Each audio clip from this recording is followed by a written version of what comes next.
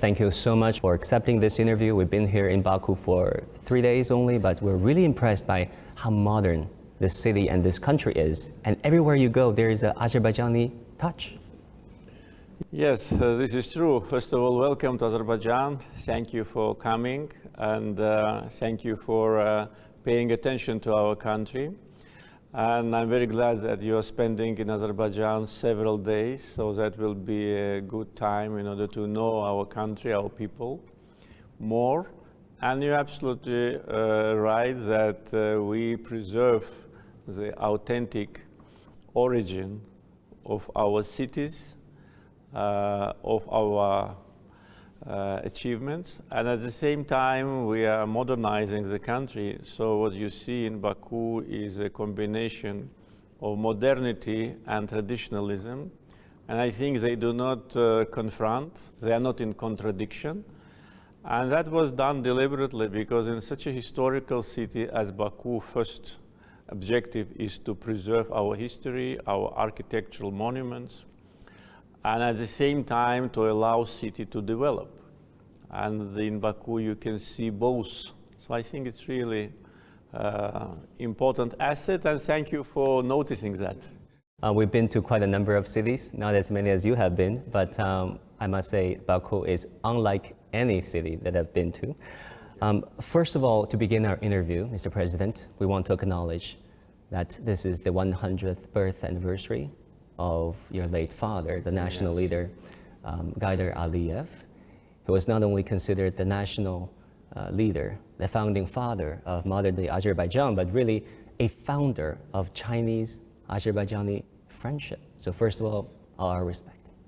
Thank you very much. You're absolutely right. Qapalı Aliyev was a man who built the statehood and put Azerbaijan on the track of development, put an end to civil war, to disorganization of the country, to chaotic situation which existed in the beginning of 90s, and elaborated the foreign policy and domestic policy priorities which we are following now. Of course, the world has changed for 30 years, but our primary objectives has not changed. This is a strengthening of our statehood, our proactive foreign policy based on our national interests, and economic and social development of Azerbaijan, along with very active regional policy. And of course, the main objective from the first days of independence was the restoration of territorial integrity of our country, which has been achieved something more than 2 years ago. And you're absolutely right, he played a very important role in the development of Chinese-Azerbaijani relations.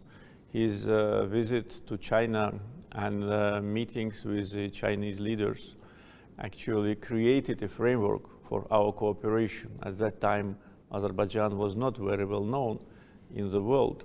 Therefore, that was a foundation, and I'm very glad that now relations between our two countries develop very successfully, cover many more areas, so agenda is much broader than it was 30 years ago, and they are based on mutual respect and friendship.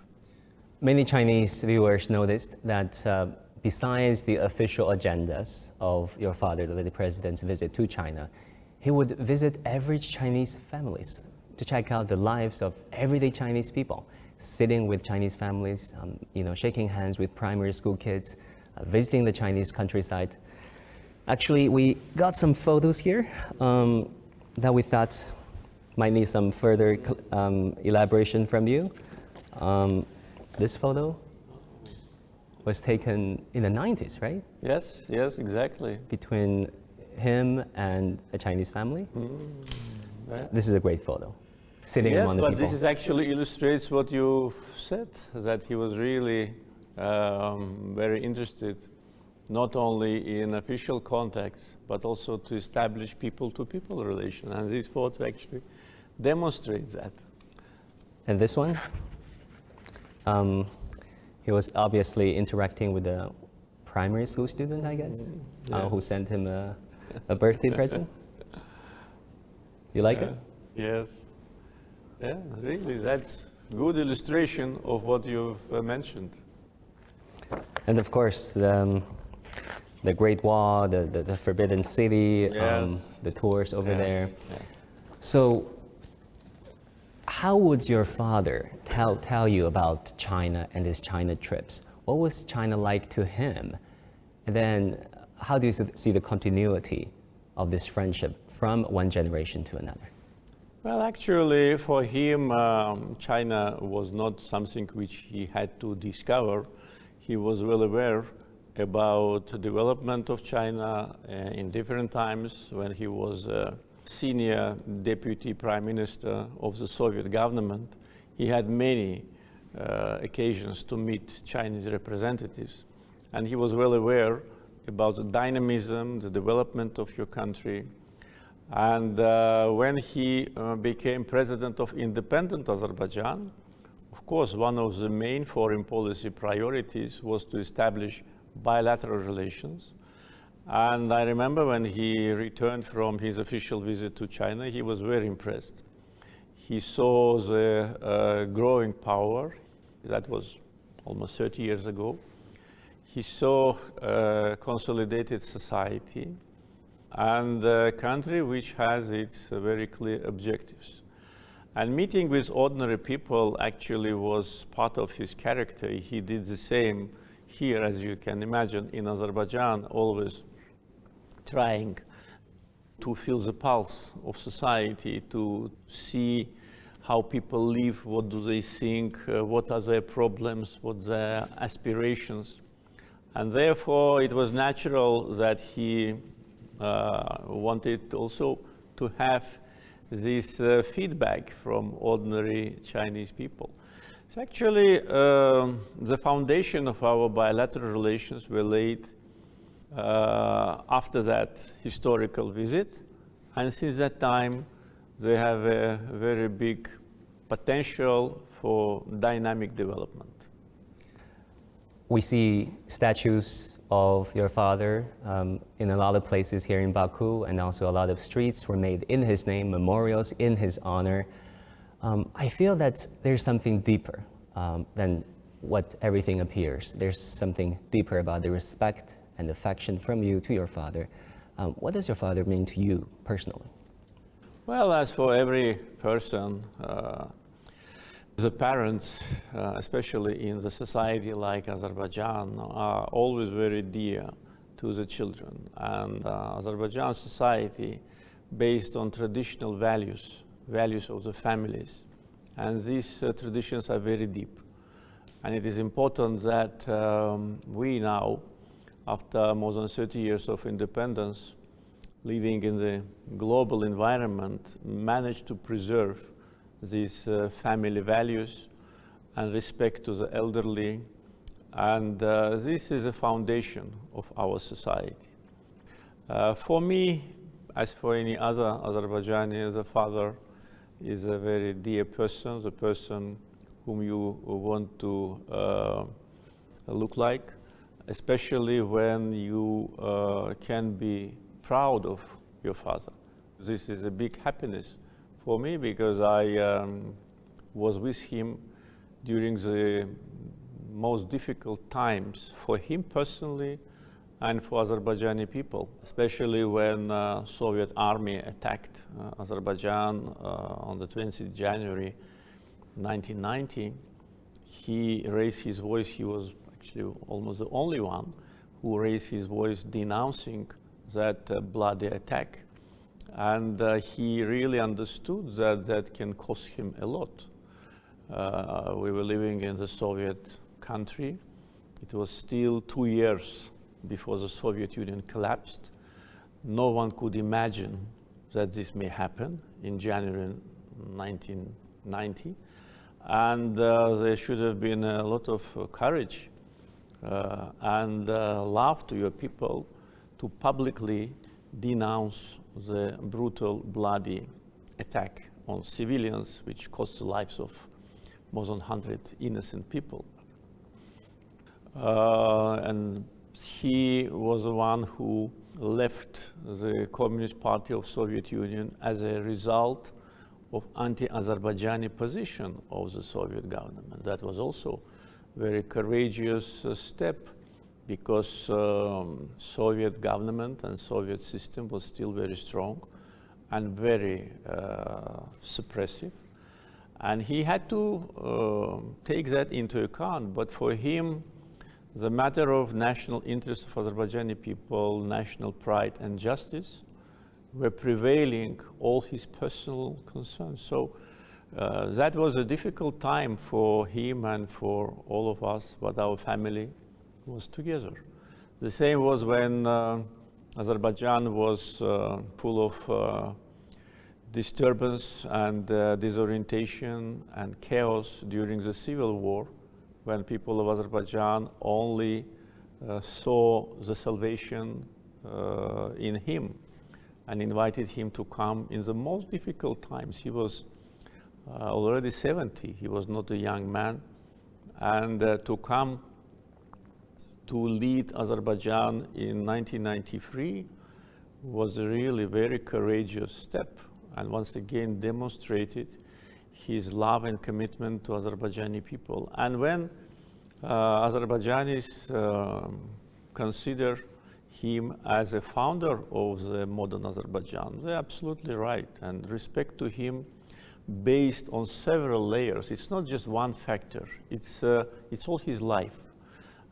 In the most difficult times, to lead the country, to find the best solution, to demonstrate wisdom and courage at the same time. This is a very rare quality for politicians, especially taking into account that Azerbaijan is not a big power. Azerbaijan was already occupied by Armenia, and we faced enormous economic difficulties. Inflation was more than 1,000%. There was a total unemployment and poverty. And army basically did not exist. So in these circumstances, to keep country together and to put it on the track of development and to come to where we are now, really, it's a big personality can achieve that. And our target, and mine personally, was to continue his policy, of course taking into account the changing world and changing Azerbaijan, to modernize the country, to strengthen our independence, so that never again we live under domination of others, to build strong economy, self-sufficient economy, and to provide better conditions for people to live.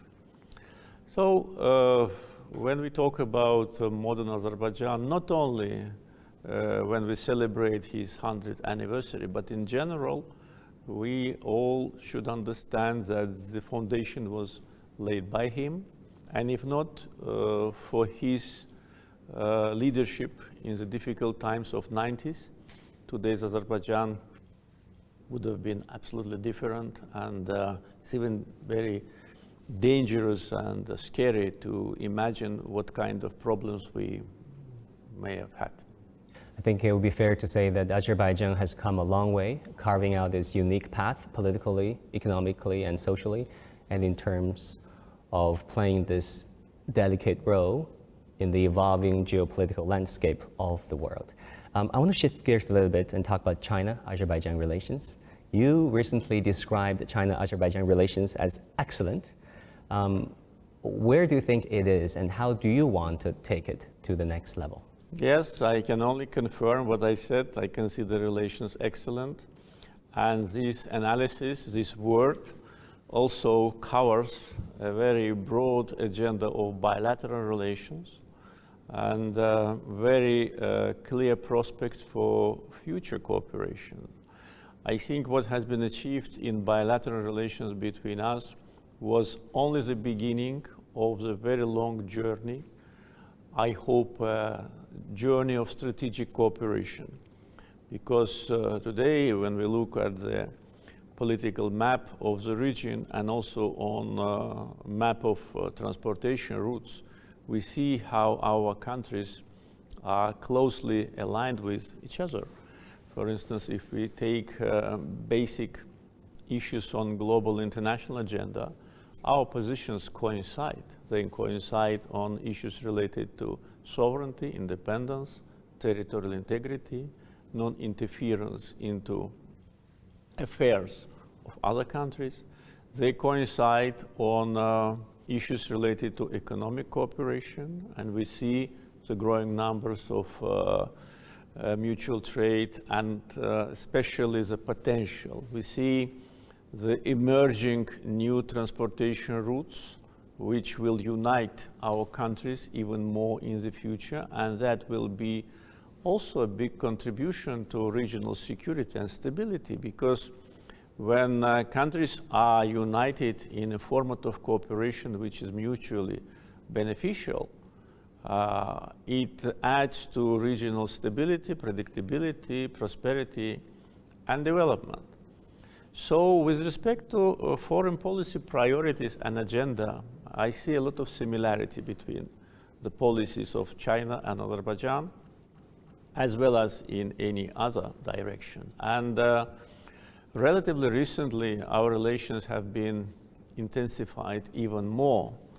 And of course, my meetings with President Xi Jinping play an important role in elaboration of the direction, and they put very clear targets for development. But at the same time, communications on the lower level, on the level of governmental officials, level of parliamentarians and representatives of society, and also relations between our parties.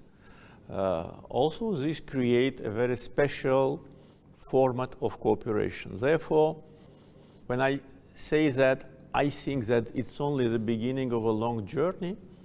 I think that that covers these views. And with respect to the future of bilateral relations, we have a unanimity in policy between China and Azerbaijan. So I really can only reaffirm what I said, that relations are excellent, and they will be even better than that. You talked about your meeting with President Xi. You met him on several occasions. What do you think of him as a leader? What kind of person does he strike you as? I had a chance to meet President Xi Jinping many times in China and also on the sidelines of international events. And I have great respect to him, and I always was impressed with his vision, his intelligence, openness, and being deeply aware about bilateral relations between us. Because China, as a global power, has a very broad foreign policy agenda, much broader than one of Azerbaijan's, but at the same time being deeply aware about the substance of our cooperation, about prospects of our cooperation, really demonstrate that President Xi is a very responsible person, and this resulted in the very successful foreign policy. And you know that year after year, the number of friends of China in the world is growing, and this is due to this wise policy. And we can only, applaud to what he is doing in development of his country, in providing assistance to those who need this assistance. And this, I think, is one of the unique cases on global arena, especially now, when you just help countries which need help and which cannot get assistance on time and from other sources. I can give you one example about Azerbaijan. When COVID started, we were in a big trouble because we did not have vaccines. And the only country which helped us with vaccines was China. I wrote a letter to President Xi asking to help, and immediately there was a response. we got the first portion of 1 million doses, and we started vaccination in the middle of January, so one of the first in the world. And that was because his policy to help, you know, and how can we forget that? But at the same time, I can tell you that probably you know that there have been countries in the West which stockpiled 5 times more vaccines than they needed, and they left countries who could not produce and could not get access just without vaccination. So they just were, how to say, demonstrating this vaccine nationalism. And also I can tell you that Azerbaijan was one of the countries which publicly struggled against the vaccine nationalism as a chair of non-aligned movement. So what I'm trying to say is that this is an example which demonstrates the Chinese policy towards Azerbaijan, and I'm sure the same policy is towards every country which needs help at the time when it is needed. Therefore, as I said, I had many meetings with President Xi Jinping, and as a person, he is very friendly, very respectful, very open, and really, I also, as a person, enjoy communicating with him. Talking about connectivity and infrastructure projects, cooperation, actually, Azerbaijan holds a record. It has the shortest implementation time, one of the shortest implementation time among all the countries for Belt and Road infrastructure projects. Only 307 days. We're talking about huge infrastructure projects here. How did Azerbaijan do it? How do you look at the merits of the Belt and Road initiative? You know, one of the targets for our development was to transform Azerbaijan into one of the regional centers for connectivity. Because if you look at the map, you'll see the geographical advantages of Azerbaijan, which is situated just on routes from north to south and east to west and backwards. But lack of transportation infrastructure actually created a situation that our geography was not used. And I was absolutely sure that we can improve that. So we started to invest largely in transportation infrastructure 15 years ago. We started to put large investments in domestic infrastructure because first we needed to upgrade transportation infrastructure at home, and at the same time to build connectivity bridges with our neighbors. So we wanted really to become an important transitor, but for that, geography is not enough, even infrastructure is not enough. You need something more, which is good relations with your neighbors, because you cannot become a transit country if you do not cooperate with your neighbors.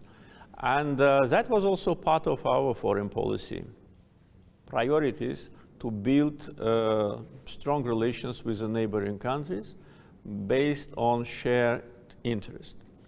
So when we were, how to say, incorporated in Belt and Road Initiative, we already came with the infrastructure which was available. What we are doing now, we are now only upgrading. For instance, we're expanding our trade seaport because a growing number of cargoes from east to west will, how to say, create problems in handling the cargoes. Our trade seaport was inaugurated several years ago with a capacity of 15 million tons. Now we are upgrading it up to 25 million tons. We are building more vessels in the Caspian, though we have the biggest trade fleet in the Caspian among all other Caspian littoral states, but we are building new vessels, tankers and cargo fleet in order to be able to bring more cargoes. Now we are planning to expand our shipyard so that we can produce not from 6 to 8, but maybe from 10 to 20 vessels per year, because the need for vessels in Azerbaijan and also in the Caspian is growing. We are now modernizing the existing railroad in order to allow more cargoes to pass, so the speed of trains will be higher. So we are doing a lot in order to be well prepared for big cargo flow. We enjoy year after year the growing transportation, cargo transportation across Azerbaijan, but I think that the figures can be several times higher. For that, we are actively working also with our Chinese partners and our neighbors to establish this infrastructure connectivity and also administrative connectivity, because we need to have single policy on tariffs. We need to have more interconnection with respect to customs regulations and to open this gate broadly. So relations between our countries in the future also will play important role in a growing number of cargoes going through Azerbaijan. And as you said, we did everything on time and within a short period of time. And today, Azerbaijani transportation infrastructure already is corresponding the high international standards. Mm-hmm. We know that Azerbaijan is also has launched this Trans-Caspian International Transport Route. How significant is that? Yeah, this is actually part of Belt and Road Initiative, because we clearly understand that in the current geopolitical situation, Trans-Caspian route is becoming one of the most important for countries of Central Asia. Again, if we look at the map, we will see that there are not many ways for Central Asian countries to transport their cargoes in European direction and backward. There's a sea lane, there's a Trans-Siberian route, but it takes a lot longer. Yes, this is one reason. And second reason, of course, certain geopolitical changes and restrictions on transportation routes, sanctions on transportation routes make that transit more complicated. Therefore, if not through the Caspian, then how? And the countries of Central Asia, they are developing, they are producing more goods for export, and they're also buying more. Therefore, routes across the Caspian becomes vital. And fortunately, we did our homework a while ago, so prepared everything, so now it will be easier to expand. And the expansion and investments in expansion of transportation infrastructure will be based on the figures of assumed cargo transportation. I visited all the countries of Central Asia last year and this year, and their leaders visited Azerbaijan. Now we have more dynamism in our bilateral relations. First, because we see the need for that, and we always enjoyed excellent relations. But at the same time, the issue of transportation routes, dictate more active interaction. So I'm sure that when we will look year after year at statistics of transit across the Caspian, we will see growing and growing numbers. Yeah. I have a set of very impressive data that I want to share with you. Data show that shipping goods from China to Europe takes 36 days on average by sea, 20 days through the Trans-Siberian route, without geopolitical disruptions, as you said, obviously, and only 12 days through the middle corridor using the Baku-Tbilisi car railway. Exactly. That is big. Yes. Yes, this is true, and that is why, by the way, we launched and we initiated the construction of this route, because this route did not exist. It's a new transportation connectivity infrastructure which was initiated by Azerbaijan and was actively supported by our partners in Turkey and Georgia. And in 2017, here in Baku, we had the official inauguration of that project. And at that time, the transportation through the middle corridor was not yet a kind of one of the priorities. Therefore, we invested as much as it was needed for volume of cargoes. But what we are doing now, we already started several months ago. We are upgrading this road, and it will handle 5 times more cargo than originally. Above, we are working very actively on Zangezur corridor, which will be additional road from Azerbaijan to Turkey and Europe. And on Azerbaijani territory, about 70% of construction work has already been done. So through Azerbaijan, there will be not only one route through Baku-Tbilisi-Kars, but also through Zangezur corridor. So all this will create additional opportunities for more cargoes. And at the same time, the transportation through Azerbaijan will also go through the Georgian seaports. And we are looking with big interest at some investment opportunities with respect to that. So really, transportation cooperation will be extremely beneficial for all the countries, but at the same time, which is not less important, it will strengthen ties between the countries. Countries will become more interconnected, more integrated. En route of the corridors, we plan to create a lot of new manufacturing facilities. We don't want only to be a transitor. Yes, it is good from geopolitical point of view, it gives you additional money, but we want to create big industrial zones in Azerbaijan, and we are actually moving in that direction. And I think it could be attractive for Chinese companies to have the manufacturing in our free zone in Alat, which is already operational and which was inaugurated this month. So really, it's a broader picture that one can imagine now. Yeah, you talk about the cultural value of connectivity of the Belt and Road Initiative, Mr. President. Actually, we were in Mugam Club restaurant 2 days ago, and we were thoroughly impressed by what we saw there.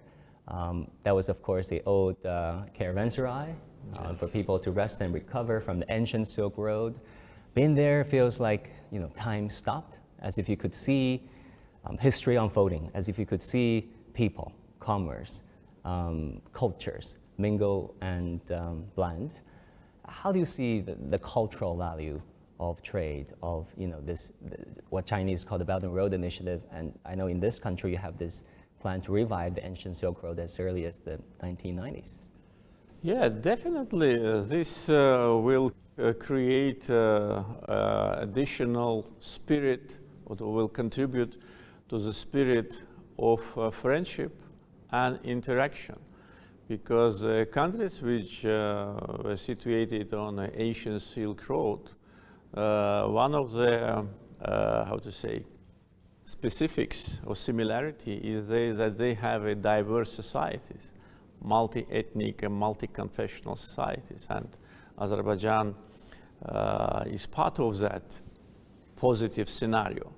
Therefore, cultural heritage of Azerbaijan, as you can see with your own eyes, is something which is duly protected by our state, and for us it is a asset which we need to keep, preserve, and hand over to new generations so that they do the same. We managed to preserve our cultural heritage for centuries, though for a long time Azerbaijan was deprived from its statehood. We were not an independent country, but at the same time we kept our national identity, our language, our literature, our music, our traditions, our cultural heritage.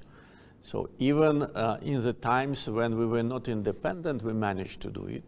Therefore, definitely we will continue to preserve our cultural heritage, which is part of the world heritage. And at the same time, more connectivity projects with partners will lead to more visits, more tourists, more trade, more interaction, and that will only make richer our culture and our society. So we look at this from this point of view, and we are very fortunate that Azerbaijan, throughout the centuries, and especially during the times of independence, really demonstrates high standards of ethnic and religious tolerance, coexistence. All the ethnic groups who live in Azerbaijan, they live as one family, and this is one of the biggest assets. So we are trying to preserve it, and I'm sure we will succeed. I'm reminded of an old saying that says, when trade stops, war may start. Yes, the converse may be true. When there's more trade, yes, there's better chance of people and countries get along. Absolutely, and also it will strengthen stability, security, to a certain degree, in good sense of the word, interdependence. So there'll be a lot of benefits for people, for countries, and in these circumstances, of course, it will be stable. President Aliyev, I must tell you that you became quite famous in China, thanks to your interview with a BBC journalist 2 years ago. It went viral, that video went viral in China. And many people are like, wow, this is what a national leader can do to unbalance coverage of the West. What was it like back then? Well, I had numerous interviews during the 44 days of a patriotic war, mainly with journalists from the West, and majority of them were, I would say, very aggressive, and they were trying to present Azerbaijan as an aggressor. You know, while we were liberating our territories, we were fighting for our territorial integrity. We did not step on the territory of other country. We were just eliminating the 30-year consequences of occupation and ethnic cleansing which we were facing. And of course, I was sure that Western journalists who come to Azerbaijan to make some, how to say, video footage, and also to meet with me, they were well prepared. It would be naive to imagine that they do not know the history of the conflict, who is the aggressor, who is a victim of aggression, and what is happening. But at the same time, they were trying to present situation, not only during our meetings, because they made a lot of, how to say, reportage in Azerbaijan, as if Azerbaijan is aggressor. So that was absolutely unacceptable, and that once again demonstrates a biased and unbalanced and anti-Azerbaijani approach of the Western media, which reality in which we live for 30 years. This is true. Yeah, many people think that the Julian Assange hit was a great counterpunch. How did you come up with that? Well, actually, if you are trying to accuse something of violation, first thing which you should do is to look in the mirror and see, do you have spots on your face or not? What happened to Julian Assange is absolutely unacceptable. This is a brutal violation of freedom of speech. The person is tortured. He was tortured for several years in one embassy. He is tortured now in, I talk about moral tortures. I don't know whether he is physically tortured or not. I cannot say what I don't know. But the person is suffering just because he produced some information which he got from some sources. Maybe he was wrong, maybe he made a, how to say, violation, but in the West, they present situation like journalists can do whatever they want, and they're immune from any criminal case. And if you arrest journalists, it means that you are a dictator. So I said, look at Julian Assange case, what you've done to the guy. And how can you accuse anyone having this, how to say, very dark page in your history? And as you mentioned, it was more than 2 years ago. And where is Julian Assange now? Still in prison, still in prison. Does anyone talk about him? No. Back in the day, I was a Washington, D.C. correspondent for 8 years, and I must say I learned a lot in both directions. So talking about the biased portrait from the Western media of non-Western countries such as Azerbaijan and China. Of course, you don't think that they did justice to these countries, but why do you think is the case? What are the factors behind their misrepresentation and misportrait of the non-Western world, including China and Azerbaijan? It's difficult for me to say why they use the same techniques against China. Most probably there are reasons for that, but with respect to Azerbaijan, there are a variety of factors. One of them is, which is not the main one, but one of them is that Armenian lobby, which has a big infrastructure in the United States, in France, in some other Western countries, they are attacking Azerbaijan on a regular basis. They corrupt politicians. They penetrate into establishment, in parliaments, in media, in governmental offices, and they target all the arrows at Azerbaijan, and they're creating a kind of atmosphere of Azerbaijanophobia. But this is not the only reason and the main reason. The main reason, I think, is that Azerbaijan pursues independent policy based on its national interests. Azerbaijan, unlike some countries, do not engage in any adventure which is not in line with our priorities and our national interests. In other words, we behave independently and our policy is independent. We will defend our identity and our dignity with all the means which we have. So I think this is a basic reason why Azerbaijan continues to be a target for media attacks, attacks from so-called independent NGOs. We all know that they're not independent. Who can say that human rights, Amnesty International, Freedom House are independent? Look from whom they get the money, who orders the music, and then you will see they're totally dependent. The Carnegie Endowment for International Peace Exactly. and the like. Yeah, exactly. They're totally dependent, and they cannot afford even one step right and left which is not agreed with their bosses. But you know, we managed to live in this environment.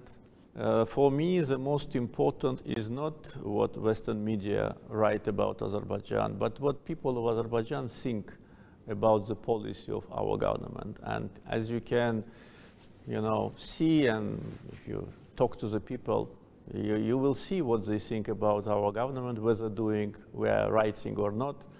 And the consolidation of our society and strong support, strong public support, is not only, of course, mainly generated by our policy and also liberation of the former occupied territory, but also it is a reaction to anti-Azerbaijani propaganda.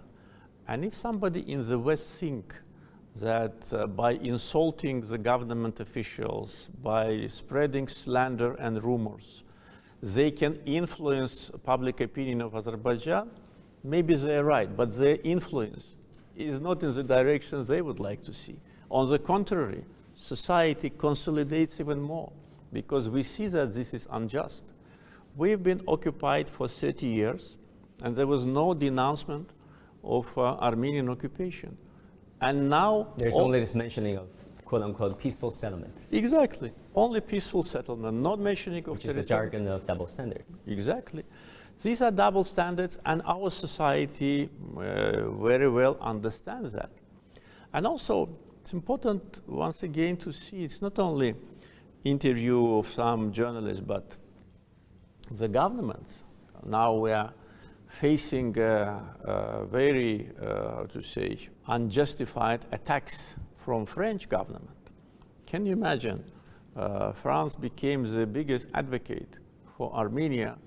And okay, it's their business, but they became the biggest anti-Azerbaijani source in Europe. They attack us on every direction, and their foreign policy statements and statements of officials are beyond any political ethics. So they're accusing us of what we hasn't done during the war and did not apologize for that. And they accuse us now of what we're doing on our territory. And look who is doing that. The country which bans Corsican language, which suppresses brutally self-determination movement in Corsica, they advocate for self-determination of Armenians in Karabakh. How can that happen?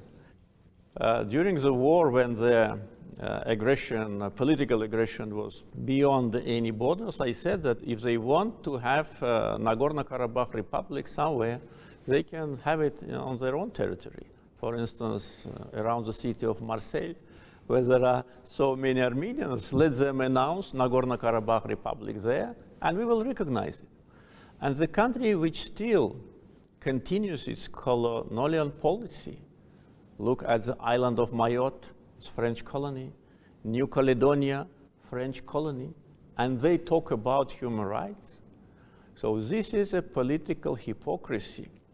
And when we say what I say now, you will see immediately they will again organize all the media and will start insulting, attacking, spreading rumors about Azerbaijan, its leaders, and its policy. Talking about territorial integrity, there's something that is very dear and near to the hearts of many, many, many Chinese. That is the issue of Taiwan. There's this outside intervention on the issue of Taiwan. You earlier said that you don't support efforts to try to split China. Can you elaborate?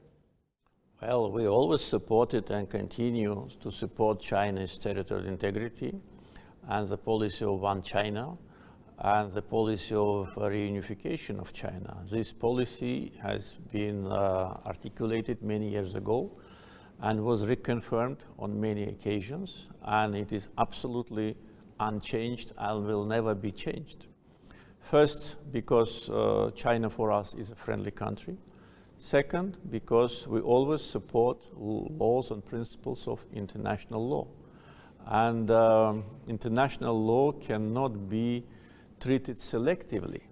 And those countries who want to treat international law selectively will only lose their reputation, because international law clearly elaborates that territorial integrity principle is a fundamental principle of international law.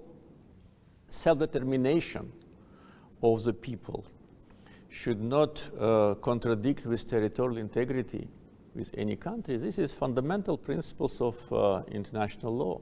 Therefore, our position on one China policy is absolutely clear. And I hope that some Western governments also follow this position. On Azerbaijan-Armenia relations, we know that there has been this ceasefire, but the situation remains complex given all the history behind. So, Mr. President, what do you think of a peace agreement? When can we expect it? And if so, what would it look like, in your opinion? I think it can be achieved in the nearest future. Why I think so? Because Armenia already had to make a very important statement that they not only recognize territorial integrity of Azerbaijan, which they officially confirmed last October and reconfirmed many times, but also this May they specified, because we demanded to specify, that they recognize Karabakh as part of Azerbaijan. And they recognize Azerbaijan's territorial integrity on the territory of 86.6 thousand square kilometers, which means Karabakh included, and 8 Azerbaijani enclaves on Armenian territory included. So this actually is an important statement. And after that, the only thing which is left, just to put it on paper and to sign it. And our position on peace agreement after the Second Karabakh War ended was that this agreement must be based on international law, norms, and principles. And we elaborated 5 basic international principles which should be the basis for peace agreement. And negotiations were held several times and will continue in the end of June. And the only major point of disagreement was exactly what I've said about Karabakh being part of Azerbaijan to be officially recognized by Armenia. So as I already said, they said A, saying that Karabakh is Azerbaijan. Now they need to say B to sign it. And after that, agreement can be achieved. And I think that if what they say, I mean what Armenians say, they really mean, if it is not again a political maneuver, if it is not again the, how to say, old story when they always try to delay the process, then we can reach the peace agreement and sign it by the end of the year. And that will really be important geopolitical factor that will put an end to long-lasting confrontation, will create real peace in the Caucasus, will lead to opening of all communications. And also I'd like to add that with respect to Armenian minority in Azerbaijan, and we already officially stated that their rights and their security will be duly protected by us based on Azerbaijani constitution. But Azerbaijan is a country which hosts tens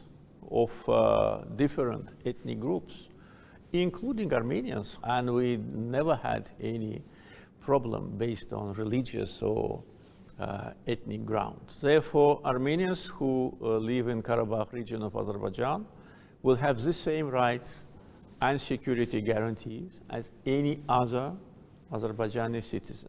So I think this is completely in line with international law norms, and I think that this position of Azerbaijan is appreciated by international community. President Aliyev, let's talk about one of your favorite subjects, sports and fitness. Good. You posted a video of you doing pull-ups on your 60th birthday? Yes. 15 of them. I mean, wow. That was impressive. You could have done more, right? I used to do more. I showed it only for the first time.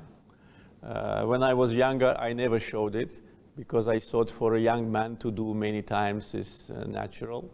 Why I did it? Because I want our young generation to do the same. And I want to say that when you're 60, if you don't have bad habits, if you have regular sport exercises, you can do it.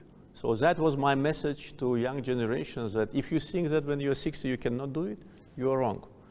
You can do it. Whether I could have done more or no, maybe yes, but that would not look very pleasant. Very wise. You also made no secret about your passion for weightlifting, even in front of your good friend, President Erdogan in Turkey. That was an easy part. A spontaneous moment, right? That was an easy part. That was just, yeah. And it was not a very heavy. It was not heavy. Wow. You still did it. It was impressive that you were transforming your personal passion for sport into something bigger. I mean, look at Baku. It's a site of F1 in downtown city. And also Baku hosted the Euro 2020, the 2015 European Games, the first of its kind. Really talk to us about your passion for sport. Why sport? Well, first, because I love sport. Second, because I did sport during my life with certain breaks, which unfortunately I just abandoned it, but then restarted. And when I was young and doing very active sport, and when I stopped and when I restarted, it was very easy for me to bring my shape back. Second, because sport is an important factor of life of society. In the times of occupation, sporting victories were a kind of a symbolic compensation in the conscience of our people for defeat in the First Karabakh War. So we demonstrated that we can win. And that became a very important factor of patriotism in Azerbaijan, because when your athletes win, when they raise a flag, when they anthem, yeah, you're full of emotions and you're full of pride. So that was an important factor of young generation to be patriotic, because I clearly understood that without that, we will not be able to win. And yes, we invested a lot in our defense capability, in training of our military servicemen. We did a lot in order to prepare ourselves for Second Karabakh War. But I can tell you now, after 2.5 years have passed, that the main factor of our victory was spirit. And those who were liberating the land, they have never seen Karabakh in their life because they were young. They were not born when Karabakh was occupied. So what led them to that? That was a spirit, patriotism, and dignity. Sport is that. And also for physical health, because we want our society to be healthy. We want our society to be physically fit. So for that, sport is number one. Of course, good nutrition, no bad habits, but sport is on top of that probably. And also now we work on a mass sport so that we have sporting infrastructure in every region, and we already done it. At the same time, this is international prestige, because the first inaugural European Games, really, they opened Azerbaijan to Europe. Formula One, we already held it for 7 times, especially taking into account that it takes place on the city roads. It is a city presentation. For those who have never seen Baku, 500 million audience Formula One has, 500 million audience. After first Formula One, we had growth of tourism 20%. And then before COVID, every year, 10–15%. So it brought us a lot of international tourists, a lot of foreign currency into the country. So it is a lot of factors which, dictate that every government should pay big attention to sport development. I remember Euro 2020 well. We had also the final match of European League in Baku in 2019 and Euro 2020. Yeah, so Baku became already the international destination for big sporting events. We also had Islamic Solidarity Games in 2017. So can you imagine, 2015 European Games, inaugural, and 2017 Islamic Solidarity Games in one city in 2 years. And this also is a demonstration of what Azerbaijan is. It's just on the edge of Europe and Asia. It's part of Muslim world. At the same time, it is part of Europe. It is a very unique position of our country, and the policy of the country and the status of society is a reflection of this. Mm-hmm. President Aliyev, coming up are the Hangzhou Asian Games and also the World University Games, the Universiade in Chengdu, China. What do you want to say to the athletes, the participants? What are expectations for those games to be taking place in China? Well, only wish success to organizers. I'm sure they'll be organized on the highest possible level. I know how sporting events are being organized in China. I was at the Beijing Olympics in 2008 and spent several days in your beautiful country. As you can imagine, we are not participants to Asian Games, but we will be present with big team at the University Games. I think with more than 150 athletes, so it will be several times more than ever before. So wish athletes victory, organizers success, and Chinese people to enjoy this festival. Finally, Azerbaijan is still a mysterious and remote country in the opinions of many everyday Chinese. I'm sitting with the president of the country, so I'm tempted to ask you, can you maybe tell the Chinese viewers of our program why Azerbaijan, why they should consider Azerbaijan as their next tourist destination? Well, first of all, people of Azerbaijan are very friendly and hospitable. Second, we have very modern hotel infrastructure. We have a diverse nature. We have 9 climatic zones, and the country's territory is not very big, so you can reach either by train or by car, or maximum by plane easily. Roads infrastructure is one of the best. Cuisine, I think, also one of the best. We had so much kebab. And well, the weather is very friendly, so you can ski in the mountains, you can swim in the Caspian Sea, you go hiking, you go to see mud volcanoes, you go in the Karabakh mountains and woods, so lakes and rivers. And also, I think that Chinese tourists will feel that people of Azerbaijan have a very big sympathy with China, where they know your country and they know that we are friends on a political level. Therefore, they will feel themselves at home. President Aliyev, thank you so much once again for welcoming us into your country, and thank you for this interview. Thank you.